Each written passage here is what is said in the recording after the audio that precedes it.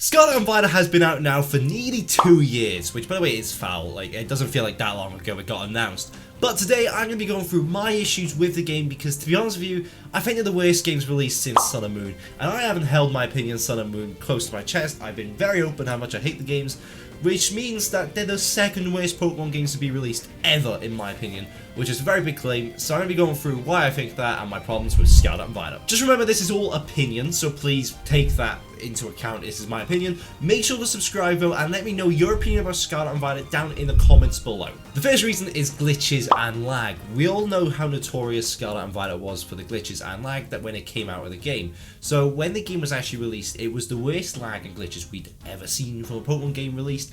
Even beating, well, to be fair, Legends Arceus when it first came out, there was a few glitches and lag, but never really affected the game as much as Scarlet and Violet did. Christ, there were quite literally compilations on how bad the game was when it first came out. This compilation on the screen right now has 500,000 views just on Pokemon Scarlet and Violet glitches alone, which includes you be able to walk on the roof, people walking through your battles, which is funny, but let's acknowledge the fact that they are funny, but it's not what the game wanted, and it does affect the gameplay, unfortunately, in a negative manner. To be fair, when you're able to get an 8-minute video out of just some pure lags and funny moments of glitches from a game, you know it's gonna be a bad start to the game's life. And granted, they did fix a lot of the glitches, but there's still some terrible graphical issues in the game. Christ, my brother won't even play the DLCs until they fix the graphical issues which they've been promising since the start. And they have updated some of the graphical issues, but some of them are still there, and the game can still look extremely choppy. It feels like they kind of exceeded what they could do when it comes to an open world game. Another big issue is lag, and then the perfect example for this is the Small Ant video, which I'll play in a second for you, which kind of shows on how bad the game was, especially at release, for lag, in the sense that he played something like 16 hours worth of the game on release and only got 14 and a half or something along those lines of gameplay. I'll play the video now for you to understand. I've played for 16 and a half hours. A little bit more than that. I've lost an hour and a half to lag. The game has lagged in 15 hours. It has lagged 90 minutes of it. Like, that's how many frames we lost. 90 minutes worth of frames. But that kind of shows how bad the lag was, and it hasn't really changed. Like, granted, like once again, they've done updates to kind of improve it, which is the way slightly, but not to the level of the fact that the game's out for nearly 2 years now. It's still the same issues when it was released. Number 2 is the fact there's no personality in the game, or little to no personality, whatever you want to say. And that is definitely an opinion that not only I share. The map is really flat and boring. And I don't mean flat geography wise, because obviously you've got the big mountains, which kind of obviously you can climb up the from scales and stuff like that. I don't mean that. I just meant in its personality. There's nothing to it. Compare it to Pokemon Legends Arceus, we did different places you could go to. Each one felt different. Each one had its own personality, and even in those, they had different personalities in the map itself. So, for example, on the coastlines, you could go across the coastline, but in the far corners and big volcano, and it felt different. It felt like a different part of the map, even though you're in the same region. It was great, but they just missed so badly with this. And I think it is the fact that they decided to keep the world open, and it just ended up shooting them in the foot, unfortunately. And this kind of does tie into the fact that when you are kind of just exploring, once again, I'm going to be using Legends Arceus as a great example for a lot of this video, but when you are exploring in Legends Arceus, there's different things you can find. For example, you've got the massive tunnel with a big temple, in Legends Arceus. But it felt like in Scarlet and Violet there wasn't really much going on. I know I understand that you do have the swords, which were kind of placed about this map, so you can unlock legendaries, which was quite cool, but still, in the end, it just felt a bit boring, because it was like, I can't even remember how swords, 10 to 30 swords you had to collect, I can't really remember, and it was just the same thing over and over and over again, when you could literally easily search up a tutorial and find all the swords within 2 minutes. Number 3 is shinies, and I've got a pretty big problem with shinies in this game. I like to think myself as a shiny hunter. I do it semi-regularly. I haven't done it in a while, to be honest with you, because I've been quite busy, but when I have, especially in the new game, when there's a new shiny hunting method, I'm straight on it, I'm catching shinies in the new game.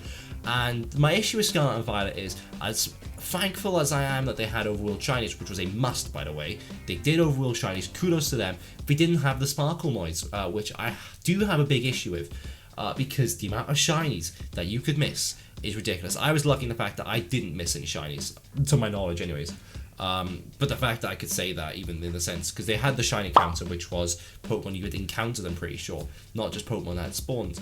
The amount of shinies that people have missed, that I probably missed a fair few myself. it's absolutely ridiculous because obviously you don't know that the shinies are even spawning up. Also, the shiny hunting method is very boring. It feels a lot like Pokemon Let's Go Eevee in the sense that you have to chain, but at least in the Pokemon Let's Go games you had to catch. It was very more interactive. There's a lot more element of risk that Pokemon could just run away, and I enjoyed Pokemon Let's Go Eevee and Pikachu shiny hunting, but in this game you kind of just let your Pokemon kill 30 to 30 odd Pokemon, and then you just kind of just sit down, wait, run back and forth to spawn new ones in. Hopefully it pops up eventually.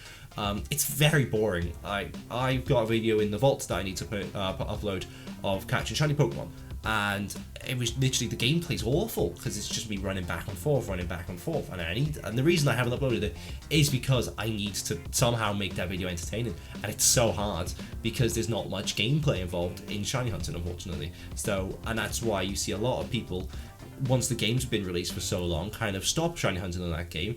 I know people who are still shiny hunting on Legends Arceus because the shiny hunting method was so much more interactive. HDV at the moment is still shiny hunting on Pokemon Sword and Shield because he's trying to get his shiny decks, but why was he doing it on there when he should be trying to do it on Scarlet and Violet? And I don't want to speak for him, but I believe it's because it's just quite boring. Number 4 is raids, and this one might be a bit of a personal issue. You're more than welcome to disagree on this one, because I know a lot of people do like the raids, but for me, I don't like them. And it probably comes down to the fact that I'm not very good at them. I think they're too hard, to be honest with you, especially the 7-star raids. When the Charizard came out, I was like, brilliant, I want this Charizard, and I got 2 Charizards because I did it on my girlfriend's account as well. But it took me literally the whole day to get them. It was like ridiculous. I feel like, you know, I was doing it after over and over again. You've got to have a specific Pokemon to defeat it. And you've got to train that Pokemon up, which is quite fun for the first 2 times, but after, like, when they've released 8 7-star Pokemon, it gets a bit boring because you've got to get a new Pokemon each time, and then you might not even play defeat it, depends on the teammates you've got, because, like, granted, yes, I've got my girlfriend, my brother, and his girlfriend to play with, but we're not all free at the same time, especially in these weekends. We all got jobs, some of them got university. Like, you know, it's very awkward in the time sense. So when you're playing with randomers, you're not going to be getting good randomers every single time. It's very much luck of the draw, unfortunately. Unless you are, you know, a big YouTuber who has friends who are also big YouTubers who have time to dedicate themselves towards this, it doesn't really work out for the average person, unfortunately, in my opinion.